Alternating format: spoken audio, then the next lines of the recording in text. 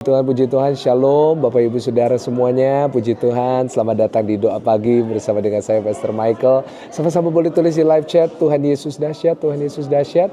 Puji Tuhan, kita lagi live dari Holy Land Bapak Ibu Saudara. Saya nggak bisa terlalu keras suaranya karena kita berada di dalam sebuah gereja yang sakral sekali.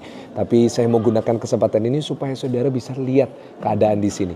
Ya, jadi sebentar lagi kita khotbah sebentar. Saya kasih 3 poin seperti biasa. Tapi saya mau tunjukin sama saudara gereja di sini. Nah, Bapak Ibu Saudara, tempat ini disebut Gereja Keluarga Kudus. Sama-sama tulis di live chat, Gereja Keluarga Kudus.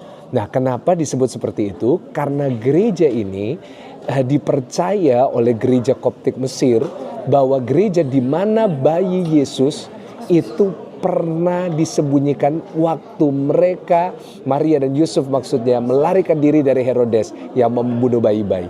Saudara, saya baru dengar penjelasan dari guide, saya juga baru berdoa bersama dengan jemaat, dan saya belajar bahwa perjalanan dari Bethlehem menuju ke sini itu kurang lebih 2000-an kilometer. Nah, jadi saudara bisa bayangin betapa jauh sekali perjalanan itu, tapi mereka sampai. Nah, dari situ saya belajar bahwa penyertaan Tuhan itu ya dan amin.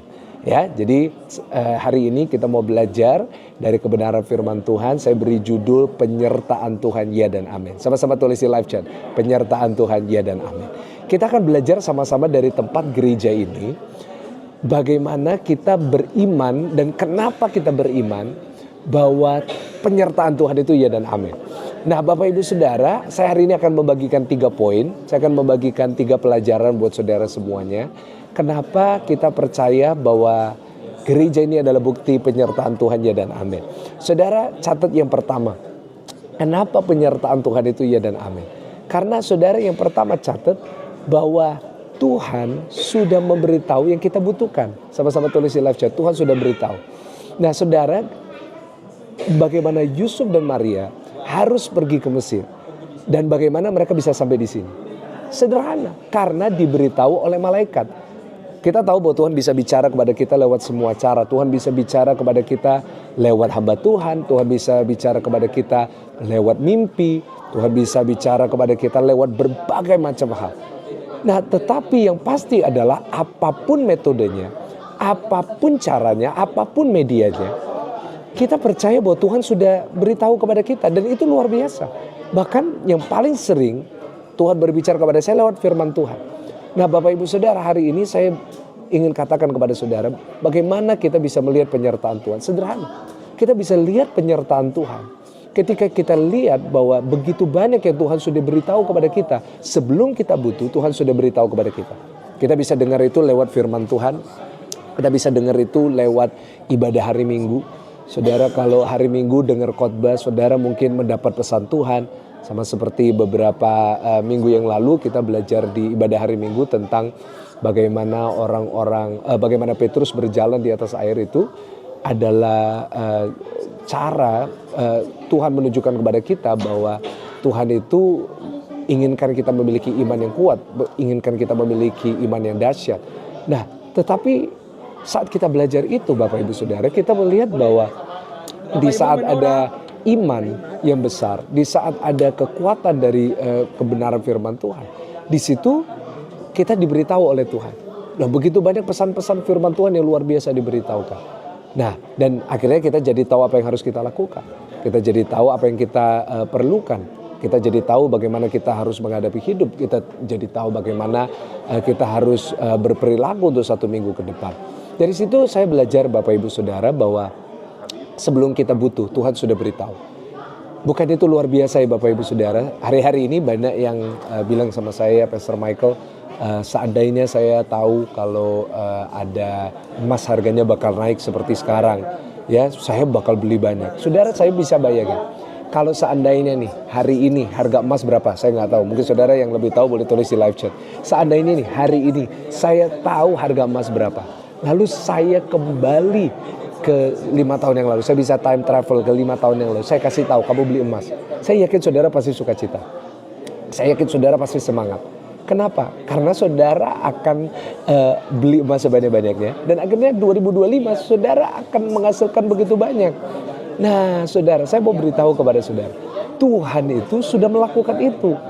Ketika Yusuf dan Maria itu diberitahu oleh malaikat, itu yang Tuhan Yesus alami, itu yang keluarga Tuhan Yesus alami. Dan kita lihat itu sampai dengan hari ini bisa terjadi. Dia bisa beritahu kepada saudara apa yang saudara butuhkan, bahkan sebelum saudara dan saya membutuhkannya. Itu yang membuat saya bangga akan Tuhan. Bahwa sebelum kita membutuhkan, sebelum kita perlu, Tuhan sudah beritahu kepada kita. Yang kedua, Bapak Ibu Saudara, kita belajar bahwa kalau saudara ingat kisah Natal, kita tahu bahwa ada persembahan emas, kemenyan, dan mur. Saudara, apa yang terjadi? Saat emas dan kemenyan dan mur ini diberikan kepada keluarga Yesus, sebenarnya yang kita sadari adalah itu yang menyediakan semua yang dibutuhkan keluarga kudus ini untuk mereka bisa sampai di Mesir. Saudara, dari situ saya belajar pelajaran yang kedua. Kenapa kita tahu penyertaan Tuhan ya dan amin? Karena yang kedua, catat baik-baik. Karena kita percaya bahwa sebelum kita butuhkan, Tuhan sudah menyediakan. Jadi yang pertama, Tuhan sudah beritahu sebelum kita butuhkan. Jadi ada hikmat, pengetahuan, kebenaran firman yang diberikan kepada kita. Yang kedua, kita belajar bahwa sebelum kita membutuhkan, Tuhan sudah menyediakan. Sama-sama tulis di live chat, Tuhan sudah menyediakan. Bapak Ibu, saya mau beritahu sama saudara, sebelum saudara butuh, Tuhan sudah menyediakan buat saudara. Hari ini saya nggak tahu apa yang saudara butuh. Saya nggak tahu apa yang saudara perlukan. Mungkin saudara butuh uang untuk membayar kontrakan. Mungkin saudara butuh uang untuk bisa membayar tagihan saudara, cicilan saudara.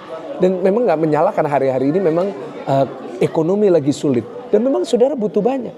Saya pun juga memiliki kebutuhan. Gereja juga memiliki kebutuhan.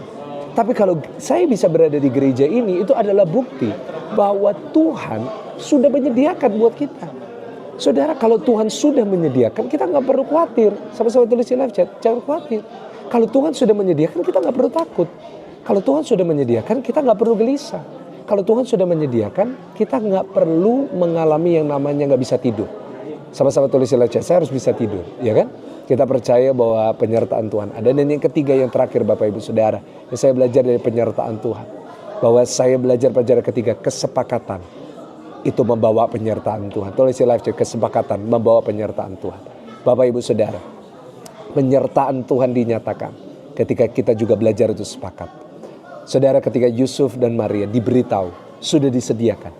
Langkah berikutnya untuk mereka lihat penyertaan Tuhan sederhana, yaitu mereka butuh untuk sepakat. Bayangin 2000 km, kalau mereka gak sepakat, udah kacau. Karena ingat pada saat itu belum ada Grab, belum ada Gojek Bapak Ibu, bayangin. Dan saya melihat bahwa Tuhan itu juga perlu kita melakukan bagian kita, yaitu untuk kita sepakat sebagai satu keluarga. Gereja ini bisa ada karena penyertaan Tuhan yang dinyatakan lewat kesepakatan. Dari situ kita belajar 3 pelajaran Bapak Ibu. Memang saya gak bisa terlalu lama, saya ditinggal sama grup nanti Bapak Ibu.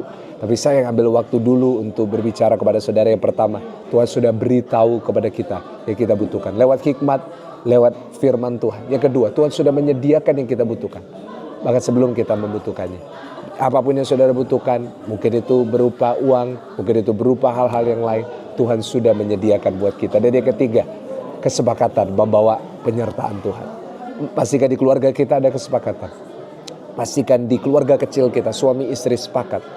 Orang tua dengan anak sepakat. Apapun yang saudara minta dengan sepakat. Mari kita berdoa, jangan matikan dulu. Karena sebentar lagi saya akan ganti kamera ini ke belakang. Saya mau tunjukin sama saudara gereja Koptik di Mesir, di mana disebut gereja keluarga kudus. Kita berdoa, kami bersyukur Tuhan untuk penyertaan-Mu. Kami bisa berada di gereja ini karena kami tahu penyertaan Tuhan ya dan amin. Kami berdoa di dalam nama Tuhan Yesus. Berkat Tuhan menyertai, berkat dari Allah Bapa, Allah Putra, Allah Roh Kudus menyertai jemaat Tuhan. Mulai hari ini sampai selamanya. Haleluya. Amin. Bapak Ibu Saudara, kita percaya firman Tuhan ya dan amin. Dan sebentar kita mau lihat keadaan. Jadi jangan ganti channelnya dulu. Karena saya mau tunjukin sama saudara gerejanya. Bagus banget Bapak Ibu Saudara. Bagi yang belum bisa, gak apa-apa. Tetap semangat, nanti satu saat pasti bisa ya. Tapi sebelumnya kita lihat di video dulu. Tadi 3 pelajarannya saya berdoa bisa memberkati saudara semua ya.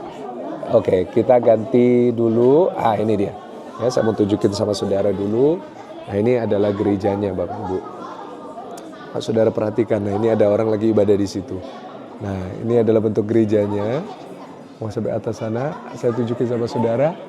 Wah, bagus sekali ya Bapak Ibu Saudara ya gerejanya. Wah, dan di sini sudah bisa lihat ada banyak hal-hal di dalam. yang kita bisa lihat. Wah, luar biasa. Ya.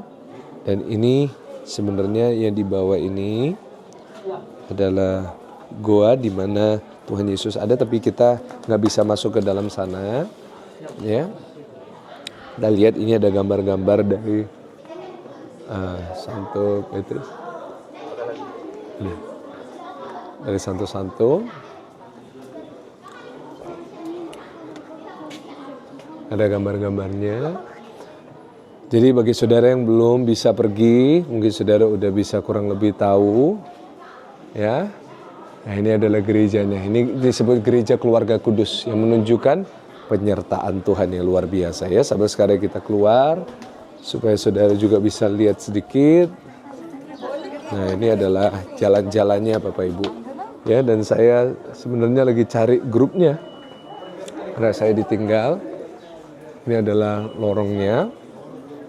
Nah, dan saya juga mau nunjukin sama saudara ada satu gereja yang bagus juga. Jadi saudara ikuti saya dulu. Nah, sebentar. Ya, jadi ini setiap kali kita dari Israel, ini kita ini vlog plus kita ada ibadah, ya. Jadi doa pagi kita seru sekali di sini Bapak Ibu.